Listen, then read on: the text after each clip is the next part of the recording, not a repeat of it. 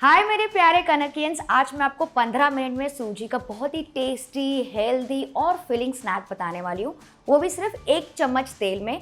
तो वीडियो पूरा एंजॉय कीजिएगा क्योंकि बीच बीच में मैं आपको काफ़ी इंपॉर्टेंट बातें बताती जाऊंगी। तो ये सुपर स्पॉन्जी और टेस्टी सूजी मसाला या फिर तड़का इडली बनाने के लिए बोल में मैंने लिया है यहाँ पे 1.5 कप सूजी। अच्छा, तो सूजी आप कोई भी यूज़ कर सकते हैं, बारीक या फिर मोटी। तो मैं आज क्या कर रही हूँ ना, कॉम्बिनेशन कर रही हूँ दोनों का, कि दोनों मेरे पास थी तो वो डाल सकते हैं।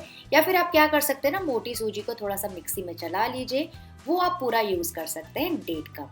ठीक है, अब इसके बाद हमें इसमें डालना है दही। तो यहाँ पे मैंने यूज़ की है 3/4 कप ऑफ दही। ये 2 दिन पहले की जमी हुई दही है, बहुत ज़्यादा फ्रेश भी नहीं है और बहुत ज़्यादा खट्टी भी नहीं है। तो दही हमें कितना डालना है, जितना हमने सूजी यूज़ किया है उसका आधा दही। फिर मैं इसमें डाल रही हूँ 1 टीस्पून नमक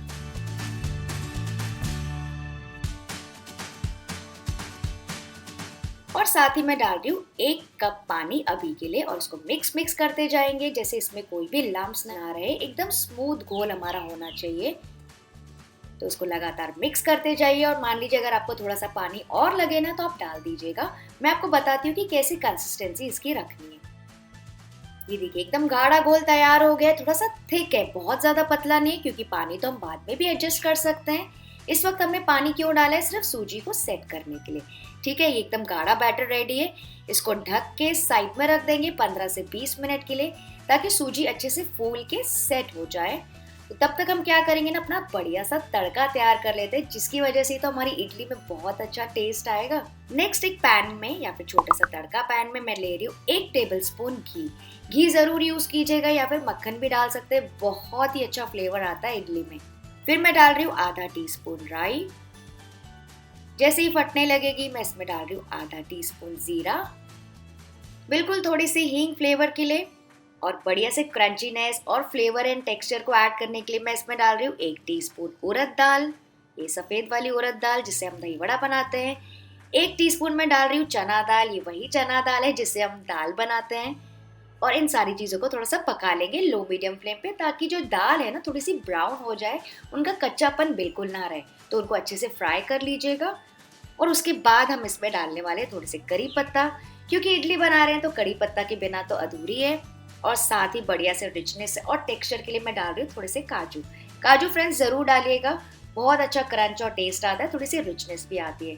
तो थोड़े से काजू के टुकड़े मैंने डाल दिए और इन सारी चीज़ों को फ्राई कर लेंगे बस 15 से 20 सेकेंड के लिए। तो बस ये हो गए हैं, ओवर कुक नहीं करेंगे वरना क्या होगा ना, हमारा तड़का जल जाएगा।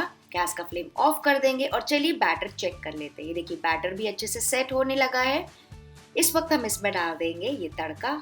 सुपर फ्रेंड्स, अगर आपको पसंद हो ना तो ये तड़का थोड़ा सा ज़्यादा ज़रूर डालिएगा, बहुत अच्छा टेस्ट आता है इन चीज़ों का।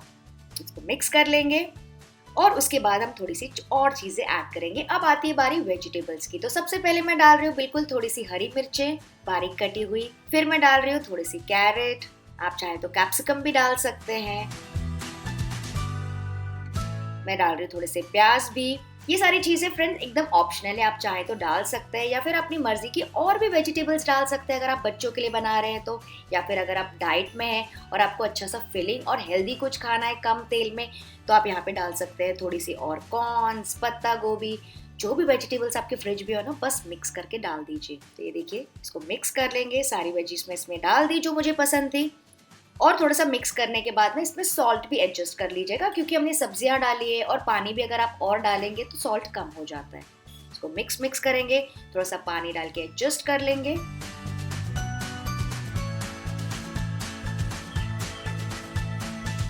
तो ये देखिए एकदम गाढ़ा घोल रेडी हो गया है, बहुत ज़्यादा पतला नहीं करना है। इसको साइड में रख देंगे। इसके पहले क्या करेंगे ना, बाकी की तैयारी कर लेंगे।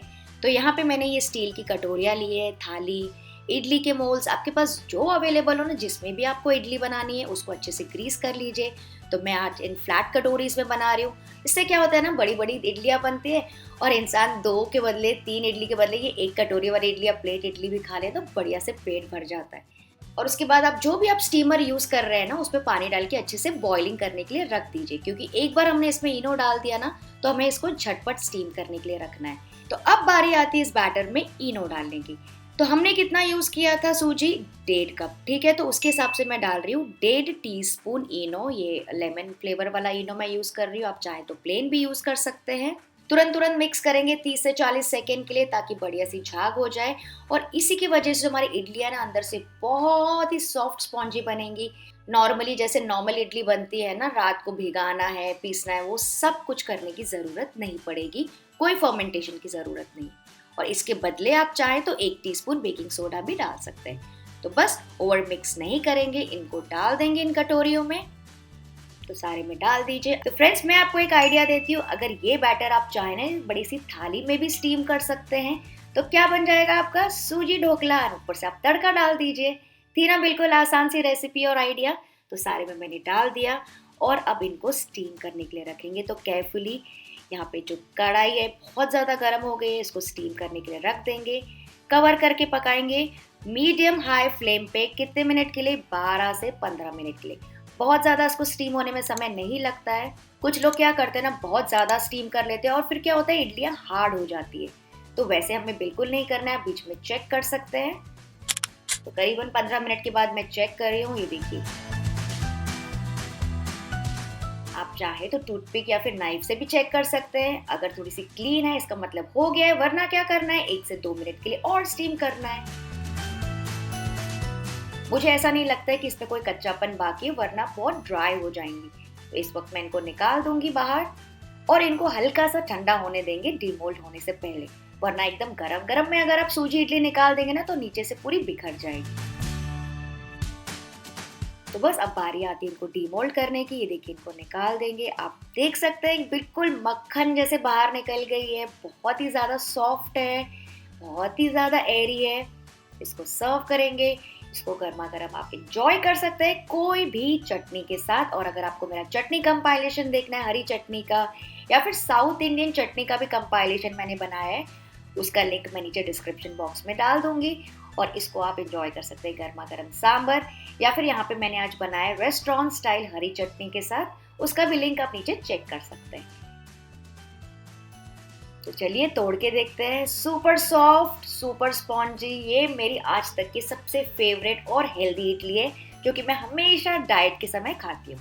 तो आई होप आपको आज की रेसिपी अच्छी लगी होगी। अगर हाँ तो आपको पता है क्या करना है, प्लीज लाइक द वीडियो। मैं आपसे मिलती हूँ, बाय बाय।